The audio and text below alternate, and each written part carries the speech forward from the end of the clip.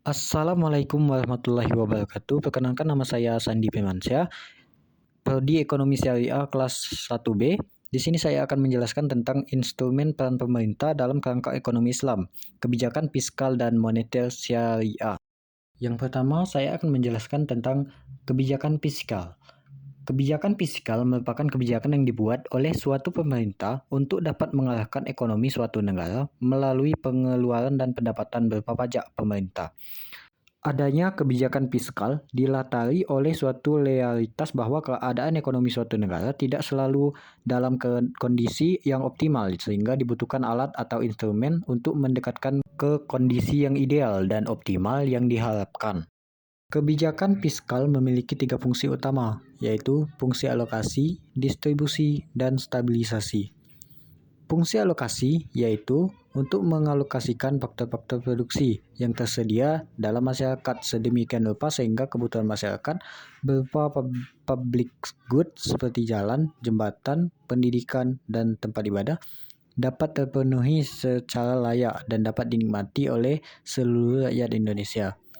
Kedua, fungsi distribusi, yaitu fungsi yang mempunyai tujuan agar pembagian pendapatan nasional dapat lebih merata untuk semua kalangan dan tingkat kehidupan.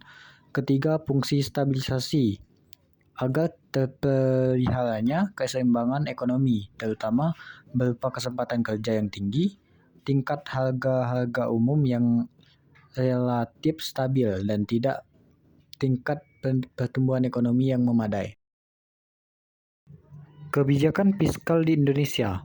Dalam konteks negara kita, di Indonesia, Menteri Keuangan merupakan pembantu Presiden yang mendapat mandat sebagai pengelola fiskal dan wakil pemerintah dalam pelaksanaan kekuasaan pengelolaan keuangan negara yang diemban oleh Kepala Negara atau Presiden. Kebijakan fiskal adalah salah satu perangkat kebijakan ekonomi makro dan merupakan kebijakan utama pemerintah yang diimplementasikan melalui APBN.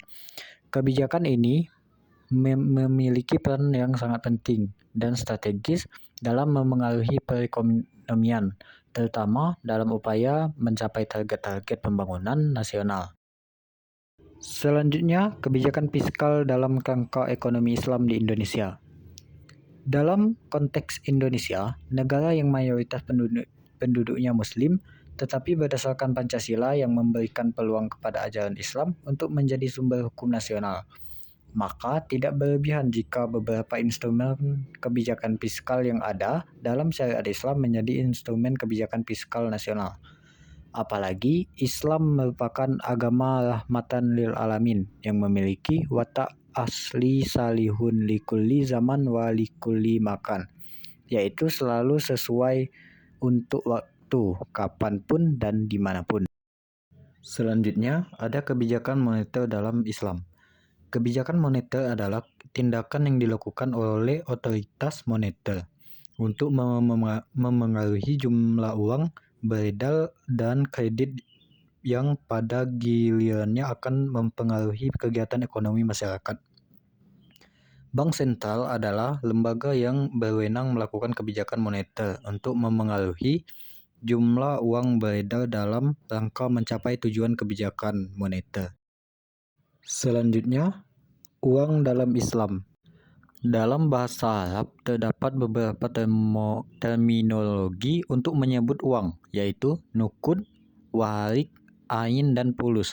Selain itu, juga terdapat terminologi dinar dan dirham. Al-naqdu bentuk tunggal, nukud bentuk plural, bermakna uang secara umum.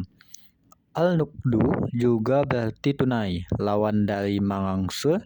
Kata nukud tidak terdapat dalam Al-Quran dan hadis. Kata warik digunakan untuk menunjukkan dirham perak. Kata ain untuk menunjukkan dinar emas. Sementara itu, kata fulus, uang tembaga, adalah alat tukar tambahan yang digunakan untuk membeli barang-barang murah. Orang Arab menggunakan kata dinar untuk menunjukkan mata uang yang terbuat dari emas dan kata dirham untuk menunjukkan alat tukar yang terbuat dari perak. Definisi uang sangat beragam tetapi memiliki banyak sisi kesamaan. uang merupakan anything that is generally expected in payment for goods and service or in the repayment of the debts. Sesuatu yang secara umum diterima di dalam pembayaran untuk pembelian barang-barang dan jasa, serta untuk pembayaran utang-utang. E-money syariah. Menurut Bank for International Settlement atau BSI, e-money adalah stored value or private product in which a record of the fund or value available to a consumer is stored on an electronic device in the consumer possession. Produk stored value adalah private di mana sejumlah nilai uang disimpan dalam sesuatu media elektronis yang dimiliki seseorang. Sementara itu, menurut Peraturan Bank Indonesia Nomor 26 PBI 2018, uang elektronik adalah instrumen pembayaran yang memenuhi unsur-unsur sebagai berikut, yaitu diterbitkan atas dasar nilai uang yang disetor terlebih dahulu, nilai uang disimpan secara elektronik dalam suatu media server atau chip, dan nilai uang elektronik yang dikelola oleh penerbit bukan merupakan simpanan sebagaimana dimaksud dalam undang-undang yang mengatur mengenai perbankan. Implementasi e-money perspektif Islam. Berdasarkan mekanisme yang dijelaskan bahwa uang elektronik pada dasarnya sama seperti uang karena memiliki fungsi sebagai alat pembayaran atas transaksi jual beli barang. Uang elektronik tersebut dipersamakan dengan uang. Dengan dipersamakannya uang elektronik dengan uang, maka pertukaran antara nilai tunai dengan nilai uang elektronik merupakan pertukaran atau jual beli mata uang sejenis yang dalam literatur fikih muamalah dikenal dengan al-sarf, yaitu tukar menukar atau jual beli mata uang. Di samping itu, berhubungan transaksi uang elektronik melibatkan penerbit dan berbagai pihak lain. Terdapat akad-akad lain yang terkait dengan transaksi uang elektronik, yaitu akad ijarah dan wakalah. Aplikasi pokok-pokok ekonomi Islam dalam moneter Islam. Kebijakan moneter dalam kerangka ekonomi Islam pada buku dianalisis dengan pendekatan kontemporer dalam koridor keuangan ganda, yaitu syariah dan konvensional.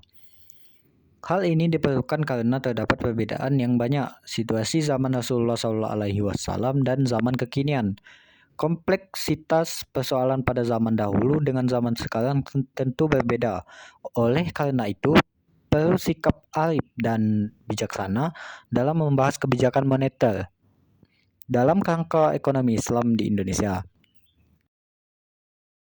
Transmisi kebijakan moneter Islam. Transmisi kebijakan moneter muncul sejak munculnya otoritas moneter yang terpisah dari otoritas fiskal. Otoritas moneter berkembang sejalan dengan berkembangnya bank sentral dari bank sirkulasi, yang ditandai dengan munculnya Bank of England pada tahun 1694. Suku sebagai instrumen fiskal dan moneter. Pada tahun 2008 diundangkan UU nomor 19 tentang surat berharga syariah negara SBSN. SBSN atau disebut suku negara adalah surat berharga negara yang diterbitkan berdasarkan prinsip syariah sebagai bukti atas bagian penyertaan terhadap aset ABSN baik dalam mata uang rupiah maupun valuta asing. Jadi, kesimpulannya adalah kebijakan fiskal merupakan kebijakan yang dibuat oleh suatu pemerintah untuk dapat mengarahkan ekonomi atau negara melalui pengeluaran dan pendapatan berupa pajak. Dan kebijakan moneter adalah tindakan yang dilakukan oleh penguasa moneter, biasanya bank sentral, untuk memengaruhi jumlah uang beredar dan kredit yang pada gilirannya akan memengaruhi kegiatan ekonomi masyarakat. Itulah penjelasan mengenai kebijakan fiskal dan kebijakan moneter. Terima kasih sudah menonton.